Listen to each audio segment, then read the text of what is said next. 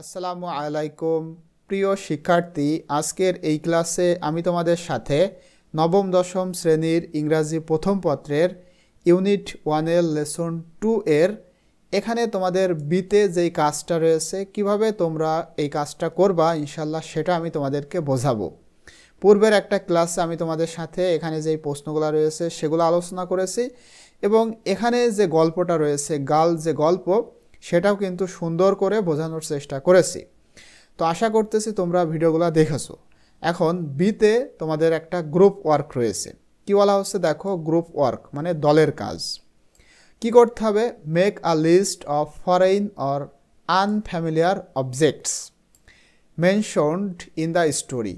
মানে এই গল্পের মধ্যে উল্লেখ করা হয়েছে এমন কিছু বিদেশি অথবা অপরিচিত বিষয় বা বস্তু কিছু উল্লেখ করা হয়েছে, সেই বিষয়বস্তুর লিস্ট তোমাদের তৈরি করতে হবে। And make short notes on them, এবং সেই বিষয়বস্তুগুলোর উপরে শর্ট নোট তৈরি করতে হবে। ইন স্মল গ্রুপস, ছোট্ট দলে। Present the notes in the class, তারপরে ক্লাসে তোমাদের যে নোট সেগুলো উপস্থিত করতে হবে। তো এইটা করার জন্য অবশ্যই কিন্তু তোমাদের আগে সর্বপ্রথম গল্পটা পড়তে হবে।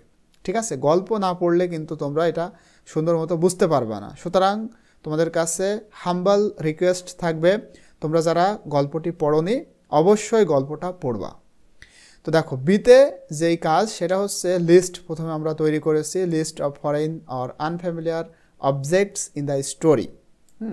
প্রথমে দিয়েছে হচ্ছে বেন্না, এটা কিন্তু কি নিচে কিন্তু রয়েছে এক প্রকার গান। তারপরে ওয়ার্ফ র্যাট বয়েজ, এটা এটা দুষ্টু ছেলে। তারপরে ডৌকোনা, পেপার পট, এরপরে ড্যাশেন, এরপরে ওকরা ট্রি, তারপরে salt fish, khaki shirt or pants. এগুলো হচ্ছে আমাদের বিদেশি এবং অপরিচিত বস্তু। এখন এদের ওপরে আবার শর্ট নোট তৈরি করতে হবে, শর্ট নোটস অন দেম। হ্যাঁ, এদের ওপরে শর্ট নোটের উদাহরণ দেখো। প্রথমে বেন্না। বেন্না কি দেখো, a lively and rhythmic folk music, একটা প্রাণবন্ত এবং ছন্দময় লোকসঙ্গীত। জেনরে মানে ধারা, মানে এমন একটা ধারা যেখানে ছন্দ এবং মনে হয় যে প্রাণবন্ত, হ্যাঁ একটা সঙ্গীত, যেটা ফ্রম অ্যান্টিগুয়া, যেটা অ্যান্টিগুয়া থেকে এসছে। Often associated with story telling, এবং এই গানটা মূলত সংযুক্ত গল্প বলাতে, গানের মধ্যে গল্প বলে। অ্যান্ড সোশ্যাল কমেন্টারি, এবং সামাজিক যে কিছু মানে মন্তব্য নিয়ে এই গল্পগুলো বলা হয়ে থাকে। এটা হচ্ছে বেন্না গান। এরপরে ওয়ার্ফ র্যাট বয়েজ। আচ্ছা, ওয়ার্ফ র্যাট বয়েজ হচ্ছে রেফার্স টু বয়েজ, কিছু বালককে নির্দেশ করে, হু হ্যাং অ্যারাউন্ড দ্য ওয়ার্ফ। মূলত ওয়ার্ফ মানে ঘাট, এখানে চারিপাশে ঝুলে থাকে। আর ডাক এরিয়াজ, এটা ঘাট। ঠিক আছে, often scene as rough or bad, এদেরকে প্রায় দেখা যায় যে এরা খুবই মানে দুষ্টু টাইপের এবং খারাপ। ঠিক আছে, এমন দেখা যায় এদেরকে। এরপরে ডাউকোনা। ডাউকোনা, আচ্ছা ডাউকোনা সুইট কার্বিয়ান ডিশ, একটা মূলত মিষ্টি কার্বিয়ান খাবার। Made with cornmeal. Cornmeal হচ্ছে ভুট্টার যে আটা, ভুট্টার এই যে মেইজ ফ্লোর, ভুট্টা আটা দিয়ে মূলত এটা তৈরি। অফেন স্টিমড মানে ভাপ দিয়ে সেদ্ধ করা। উইথ স্পাইস অ্যান্ড কোকোনাট, যেটা মশলা এবং কোকোনাট দিয়ে সেদ্ধ করা হয়ে থাকে এই খাবারটা প্রস্তুত করতে। এরপরে পেপার পট। পেপার পট বলতে এটা মূলত মরিচ। ঠিক আছে, মরিচের মানে এক প্রকার খাবার আইটেম আর কি, যেটা পটের ভিতরে বিভিন্ন জিনিস থাকে আর কি। ট্রেডিশনাল কার্বিয়ান স্টিউ, অর্থাৎ ভাপে সিদ্ধ করা। মেড উইথ মিট, যেটা প্রস্তুত করা হয় মাংস, ভেজিটেবলস, শাকসবজি। অ্যান্ড হট পেপার্স, এবং গরম ঝাল। Known for its spicy flavour, এবং এর যে মশলার যে ফ্লেভার এটার জন্য বিখ্যাত বা পরিচিত। এরপরে ড্যাশেন। ড্যাশেন হচ্ছে রুট ভেজিটেবলস, মানে মানে শিকড় জাতীয় সবজি।